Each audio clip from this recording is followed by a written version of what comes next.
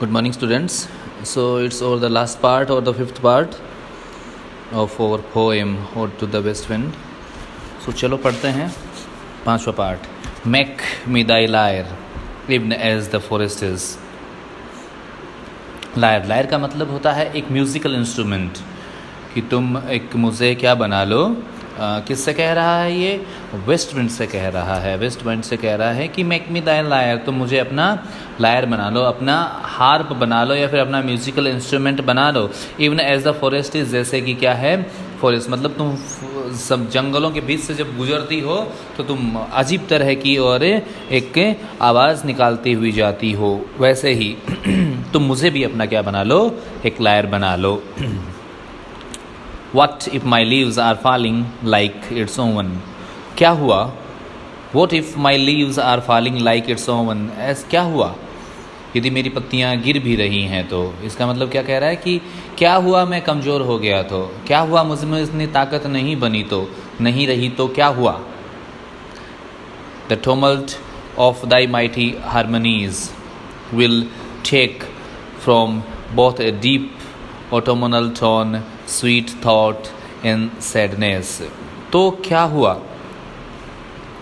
ये जो तुम्हारी तेज़ और हारमोनियस और ताकतवर जो प्रवाह है, वो इस चीज़ को क्या बना देगा, और भी ज़्यादा क्या बना देगा, पावरफुल बना देगा.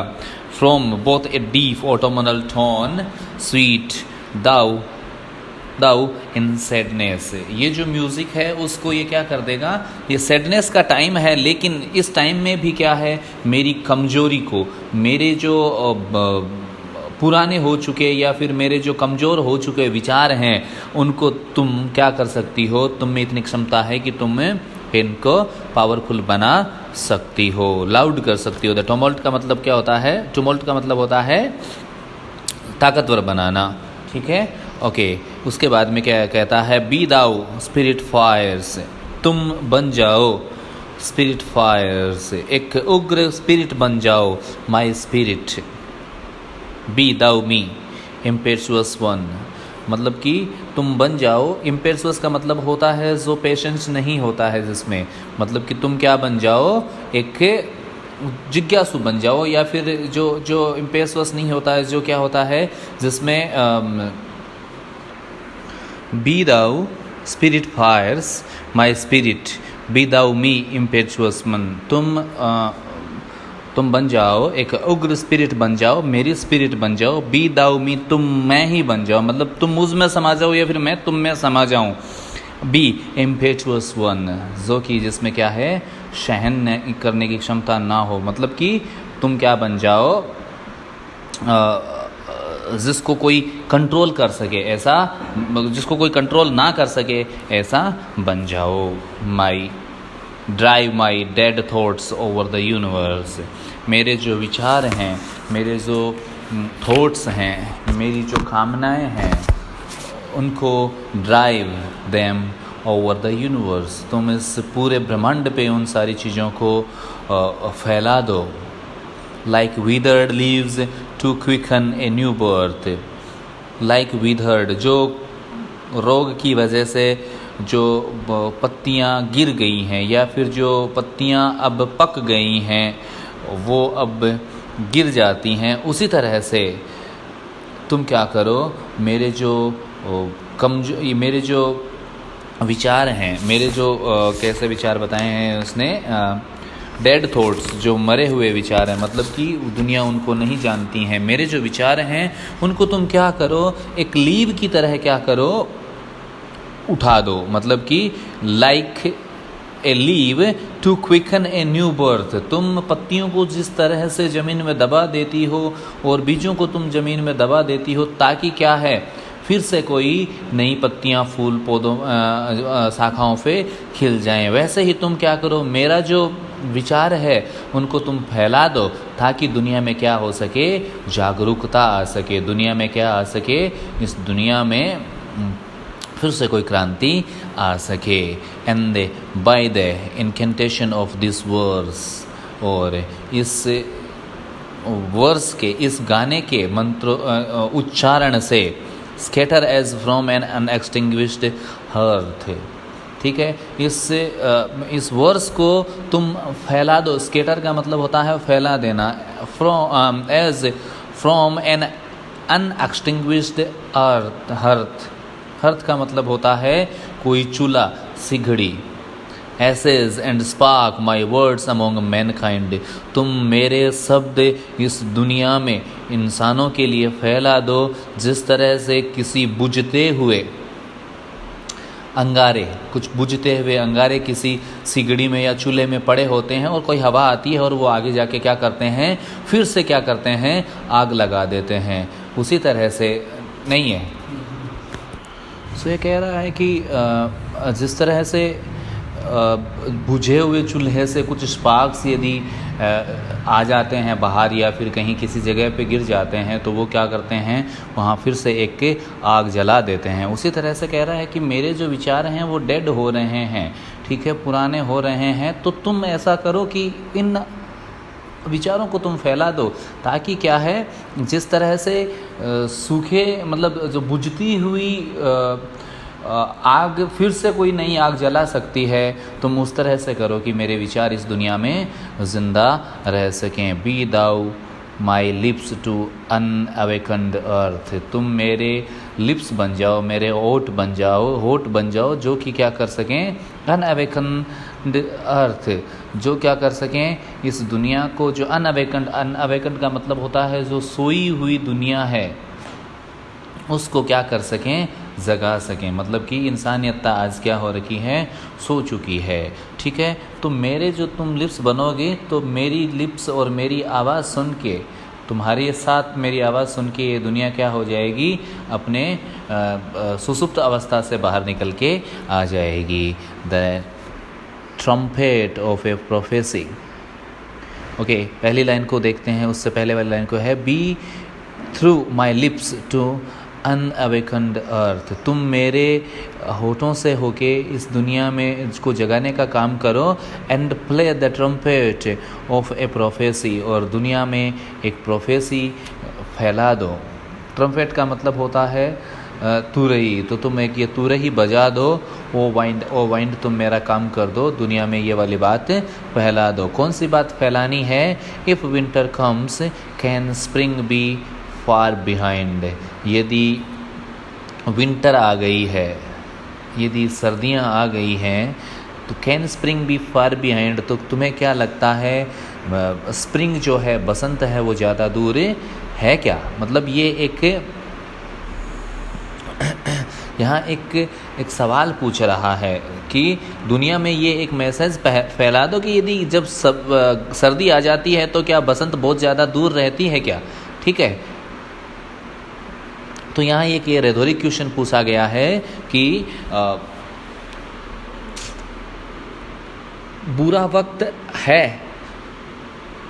तो इसका मतलब ये है कि अच्छा वक्त आने वाला है। मतलब कि जब दुनिया में बुराइयां फैल जाती हैं और बुराइयां चरम सीमा पे होती हैं तो कोई ना कोई अच्छा समय आने वाला है। तो यहाँ ये भी कह रहा है कि इस दुनिया को हमें क्या करना चाहिए, हमें होप रखना चाहिए, हमें उम्मीद रखनी चाहिए। ठीक है, कि बुरा वक्त ज़्यादा वक्त के लिए नहीं रहता है। बुरे वक्त के बाद में क्या आ जाती हैं, अच्छाइयाँ आती हैं, सुख और खुशियाँ लौट आती हैं। तो वो इसी में ये कह रहा है कि जो गिरते हुए मॉरल वैल्यूज़ हैं या फिर जो आज इंसानियत दुनिया में ख़त्म हो रखी है, तो इनके बारे में ये एक पॉजिटिव एटीट्यूड लेके कहता है कि चीज़ें वक्त के अनुसार बदल जाती हैं और सारी चीज़ें एक बार यदि कुछ बुरा हो रहा है, यदि विंटर आ गई है तो स्प्रिंग भी आना लाजमी है। बस यही इस कहानी में ये कहना चाह रहा है। So this was our poem. ये हमारी एक कविता थी और बहुत सारी चीज़ें हमने देखी हैं। तो कुछ जो मोस्ट इम्पोर्टेंट चीज़ें थी तो वो तो मैंने वाइल द पोइम बता दी हैं आपको। तो कुछ बाकी चीज़ें जो हैं वो मैं यहाँ डिस्कस कर लेता हूँ कि ये जो है 5 स्टेंजाज में लिखी गई है एंड 3 लाइन का एक इसमें स्टेंजा 5 पार्ट्स में लिखी गई है। इन पार्ट्स को हम क्या बोलते हैं, पोइट्री का जो डिवीज़न होता है उनको हम कैंटोस बोलते हैं, ठीक है। और उन कैंटोस का डिवीज़न किया गया है 3 लाइन के क्या हैं, स्टेंजाज हैं, ठीक है।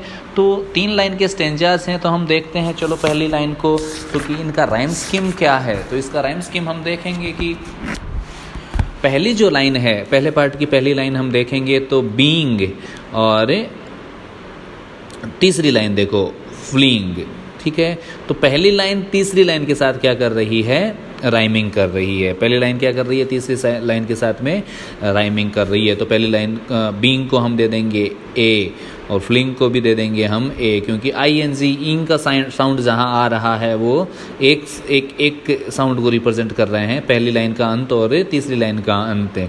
उसके बाद में देखते हैं दूसरी लाइन डेड, और देखते हैं दूसरा स्टेंजा है, पहले कैंटोस का जो दूसरा स्टेंजा है उसकी पहली लाइन देखते हैं डेड रेड।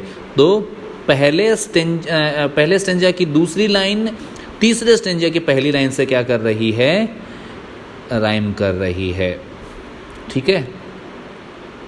उसके बाद में देखो यही दूसरे स्टेंजा की पहली लाइन स्टेंजा के आखिर में क्या कर रही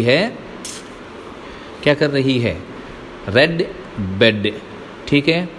तो ये फिर से इसके लिए हम क्या नाम दे देंगे, बी दे देंगे, क्योंकि ये हमारे पास dead bed, dead red bed, ये तीनों क्या है, एक साउंड को रिप्रेजेंट कर रहे हैं, एड साउंड, एड साउंड जो है उसको, ठीक है। उसके बाद में देखते हैं दूसरे स्टेंजा की तीसरी लाइन, उसमें देखो दाओ दो लो, देखो तीसरे स्टेंजा की पहली लाइन और दूसरे स्टेंजा की बीच की लाइन जो है दूसरी लाइन, ये आपस में राइम स्कीम में बना रही हैं। तो ये जो पैटर्न होता है, मतलब कि पहली लाइन एक स्टेंजा की पहली लाइन और तीसरी लाइन आपस में राइम कर रही हैं, फिर उसी स्टेंजा की दूसरी लाइन और आगे वाले स्टेंजा की पहली लाइन आपस में यदि क्या कर रही हैं, राइम स्कीम बना रही हैं, तो इसको हम क्या कहते हैं, टर्जा रीमा कहते हैं, ठीक है। तो टर्जा रीमा का सबसे पहले प्रयोग डिवाइन कॉमेडी में किया गया था दांते के द्वारा, ठीक है। तो ये एक नया पैटर्न हमको देखने को मिला, इससे पहले ऐसा कोई पैटर्न हमने राइम स्कीम का नहीं देखा था, ठीक है। तो यहाँ किस तरह की राइम स्कीम का प्रयोग किया गया है, टर्जा रीमा नाम की राइम स्कीम का प्रयोग किया गया है, ठीक है। तो अब इसका यदि हम देखें कि पहले स्टेंजा का राइम स्कीम क्या है, तो ये है A B C B C D C D E D, और लास्ट में देखो E where here, everywhere here, everywhere और हियर, ये एक नया साउंड है। तो ये क्या हो गया, हम इसको क्या नाम दे देंगे, ई नाम दे देंगे, ठीक है। तो इसका हमारा जो ये आगे वाले का भी देखेंगे, यदि दूसरे कैंटोस की बात करेंगे, दूसरे कैंटो की बात करेंगे, तो उसमें भी वही है A B C B C D C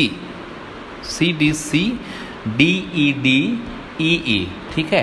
तो ये सारी चीज़ें इसमें हम देखने को मिलती है कि क्या है, ये यहाँ राइम स्कीम का प्रयोग इस तरह से किया गया है, ठीक है।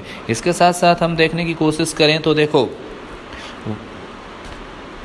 हमने शुरू में बात करी कि एलिट्रेशन का प्रयोग किया गया है, एपोस्ट्रोफी का काफ़ी प्रयोग किया गया है, क्योंकि ओ वाइल्ड वेस्ट विंड, ठीक है। तो ये क्या है, एक ये हमें एड्रेस कर रहा है, ठीक है। उसके बाद में हमने क्या देखा, मेटाफर, ठीक है, comparison of west wind to breath of autumn's being, ठीक है। तो इसकी वेस्ट विंड की तुलना किससे करी गई है, ब्रेथ ऑफ ऑटम की गई है। इसके बाद में हम देखते हैं सिमिली का प्रयोग किया गया है बहुत जगह, पर्सोनिफिकेशन का प्रयोग किया गया है, एलिट्रेशन का प्रयोग किया गया है, मेटाफर्स का प्रयोग किया गया है। सिमिली वहाँ होती है जहाँ एज और लाइक का प्रयोग किया जाता है, मेटाफर वहाँ होता है जहाँ कंपैरिजन डायरेक्ट किया जाता है। डिस्ट्रॉयर एंड प्रिजर्वर, एक ही चीज़ डिस्ट्रॉयर है वो भी प्रिजर्वर है, तो यहाँ पैराडॉक्स का प्रयोग भी किया गया है। तो ये सारी चीज़ें हमें ध्यान रखनी है। और बस आज के लिए काफ़ी है और यही हमारी कविता पूरी होती है। धन्यवाद।